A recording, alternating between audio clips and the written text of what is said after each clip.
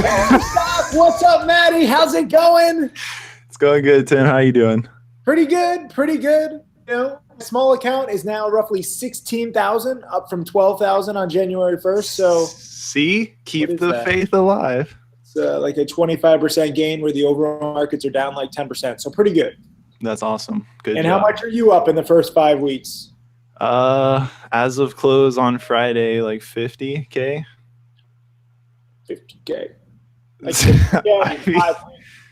it's been a grind down. Wow. I stuck my head in a dryer. I don't know. That's cool. Congrats. I'm proud of you. That's awesome work. What's been working for you most in this market? Because it's a tough market. Everybody wants to know. I have like 7 people asking, like, help. What do I focus on in this market? What I've been focusing on is mainly shorting the S&P and going long gold, as well as there's been some crazy pop-up penny stocks lately. And I like to call that the going out of yard sale, basically, in the stock market. You just see these things pop and drop pretty quickly. I call them supernovas. Yeah, but I mean, these things were like, what, one day, right? They're pretty much, yeah. Usually they can last a while. Like Lake lasted like a long time. Well, so what we've been seeing, I think, is a lot of the January effect, where you have these beaten down pieces of shit that just rise up and they start becoming like these one-day wonders, like LEI a few weeks ago. There we go. New video. One day wonders. The O-Neaters. Exactly. Yeah, I mean, I've just been saying to the trend edge, which is to the short side. So every pop has been basically a drop. And like we talked about last time, 1930, I had 10 contracts short there and covered into like the 1870s. So that was a nice trade to start the week. Beautiful. Sure. Yeah. So, I've been limited in my short selling abilities with my small account. I actually just took a bigger position. I opened up a bigger account too. I'm shorting the Blatant Pump XLIT, which is actually being promoted by various boiler rooms at this moment. Which I know. I saw that. That was awesome. I'm very excited about that. That's going to collapse. We saw the pump PGSY recently collapse. MGT was a one-day pump, and I shorted it at like 53 cents. I covered it 40s, and then 2 days later it's down to 20 cents. So it's dropped like 60, 70%. I'm glad to be shorting pumps. Earnings winners are back, BOOT, and today CTRL, so some earnings winners, some pump and dumps. I stick to my strategy of what's worked for me for nearly 2 decades. That's the secret to my success. Although I'm not up 50,000, my strategies. I mean, let's be fair though. You started off the year with just that one small account. Correct. I'm still in the same robe. I'm pretending that I'm like dirt ass poor. I think I've probably spent more. Yeah, I've spent more on restaurants this year than, I'm spending more on the private jet that we're taking. There you go. Than everything. So as much as I try to pretend to be poor, I can't help it. I'm fucking rich. Okay, I'm gonna enjoy it a little bit. At least you're honest. That's all that matters. Well, you have to be. You have to understand why you're doing this. I'm not like saying, look, I'm going to go eat ramen noodles. I work very hard to get to this point, but I do think it's also very useful for me to trade with a small account too. So I have a small account and a big account. And even my big account is still, 1/10 of probably what it should be. Right, but you started like towards the end of January. Yeah, I just started it like a week ago. So for a good solid month, I was trading, like a plebe. A plebe. Is that the correct word? The plebes? Yeah, you got it. They used to work, on the farms of the medieval townships. Look at you just pulling out history. The plebes, and what were the other ones called? The serfs? Yes! The plebes and the serfs. Oh my God. My going medieval up in this. Ruckus is looking at me down from heaven and he's saying, good job. Thank you, Mr. Ruckus. You taught me well. There you go. All right, let's get to some more questions on this AnswerStock. Remember to email admin@timothysykes.com if you want your questions answered. I just had it pulled up. 1 sec. Where was it? It was from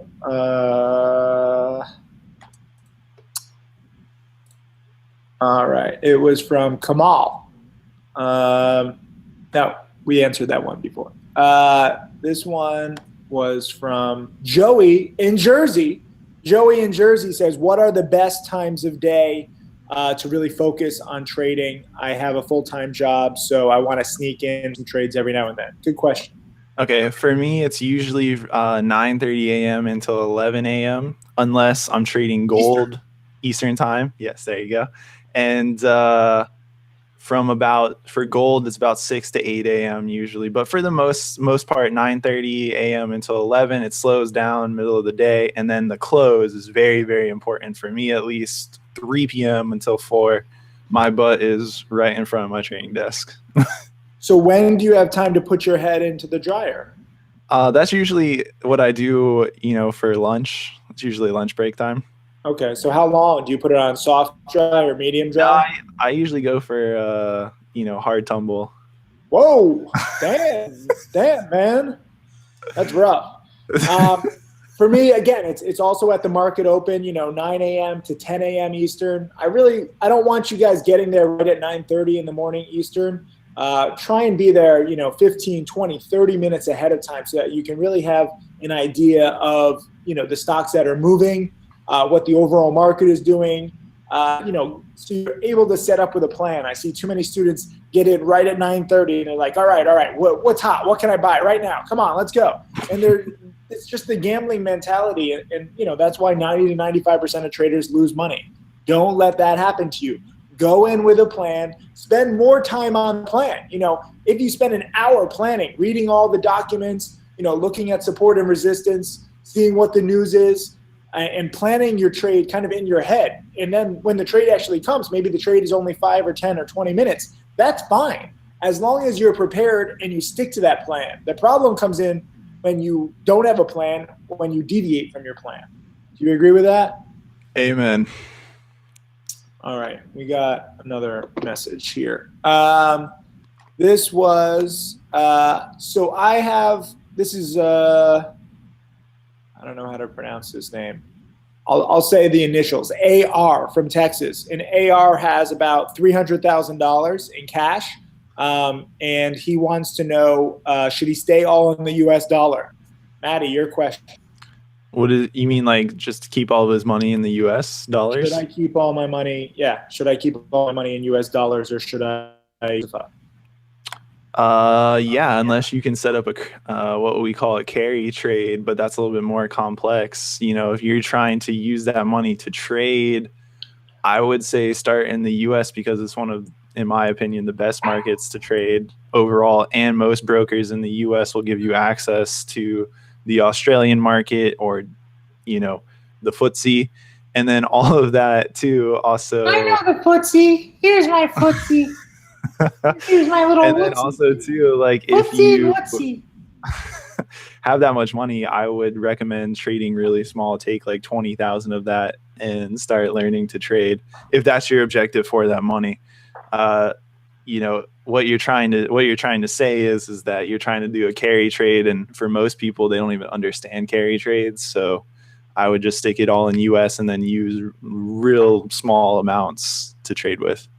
That dog is adorable. I agree. 100%.